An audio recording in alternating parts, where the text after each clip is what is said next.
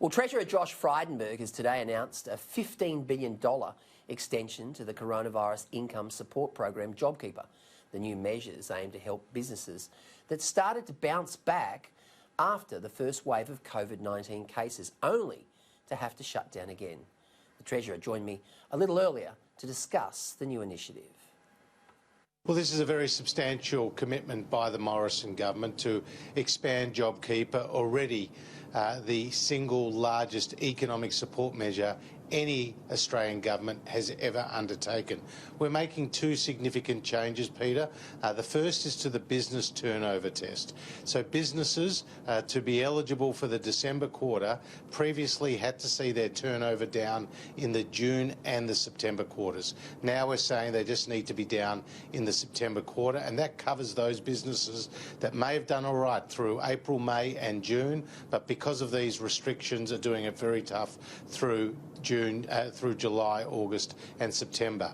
The second change relates to the employee eligibility test. And previously, businesses had to have employees on their books as of the 1st of March to be eligible. We're now saying that those employees had to be on the books as of the 1st of July.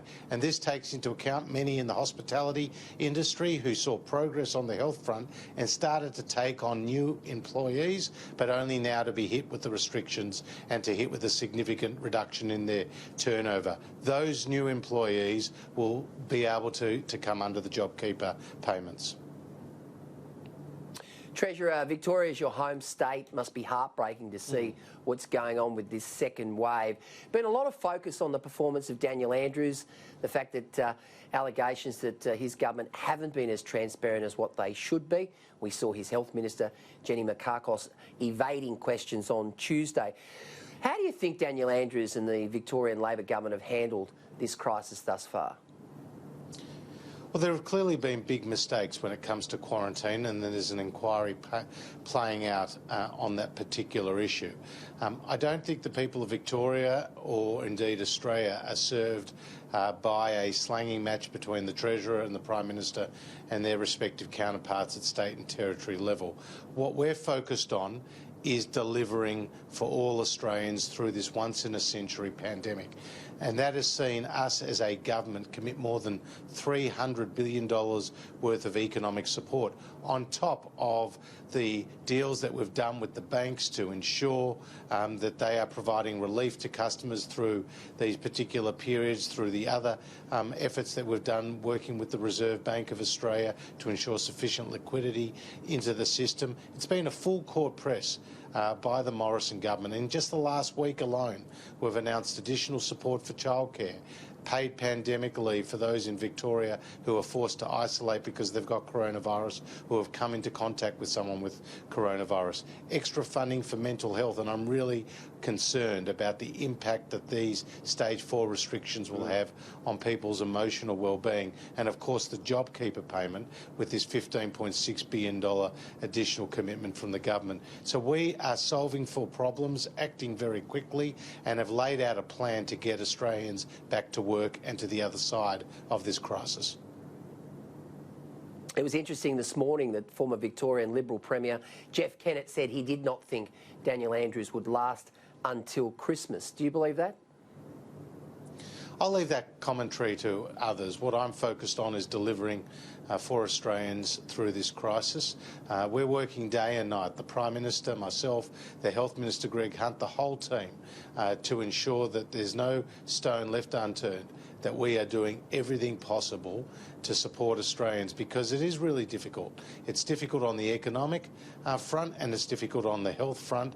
And of course, with these restrictions, these curfews, these business closures, the school closures, the restrictions on people's movement, when to exercise and how long they can shop for, all of those things are going to take an emotional toll on the public. And there are grandparents who are not seeing their grandchildren. There are families who are struggling to homeschool and to keep down their employment responsibilities. And there are kids who are missing their mates, who would they otherwise see on a daily basis at school or kick a footy around with on the weekend. Normal life has been suspended here in Victoria, and we are a country that is seeing at two different stages. There's Victoria and then there's the rest. Treasurer, News Corp announces full-year earnings today, and of course I know last week you spoke about the new mandatory code of conduct for tech giants, and obviously the ACCC report, very, very important in formulating policy in that area. We heard the CEO of News Corp worldwide, Robert Thompson, today talk about how Australia is leading the charge when it comes to this mandatory code. What are you hoping to achieve from that? Fair payment for the generation of original content. We want a sustainable and viable domestic market for Australian journalism.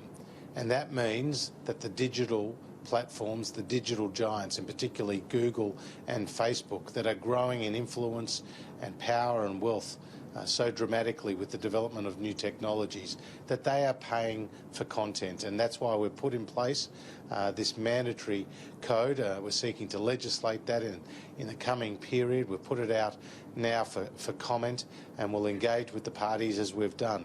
And it's based on groundbreaking, world-leading work by the ACCC, who took 18 months to conduct this inquiry. They found the facts that others had not seen about the influence that these platforms were having on the market with their market dominance, and I think they've laid out a very practical and effective pathway forward. Your comments last week about how you took great inspiration from Margaret Thatcher and Ronald Reagan, it attracted the attention of what's called the socialist World Wide Web. They condemned you, but others are suggesting that if they're your heroes, you're exactly what the Liberal Party needs. What do you say to that? Well, I think we should look to the past for inspiration to the future. And, you know, if on the Labor side, none other than Bob Hawke championed the greatness of Ronald Reagan and talked about the leadership of Margaret Thatcher. So if Bob Hawke did that, I find it a bit odd that those keyboard warriors of the left, and particularly the union movement, got so angry with just the mere mention of those two great leaders who cared a lot about freedom, and they did a lot to protect our freedom and the way of life that we enjoy today. Now, they oversaw some significant economic reforms, be they tax cuts, cutting red tape. Margaret Thatcher talked about every earner being an owner and championed home ownership, which is critical here in Australia as well. They are policies that give people inspiration, and we should remember them fondly for what they were able to achieve with their country. So I said what I said because I believe that some of their policies can be, you know, absolutely important in mapping out the future recovery of the Western world and indeed the global economy after this terrible, terrible pandemic.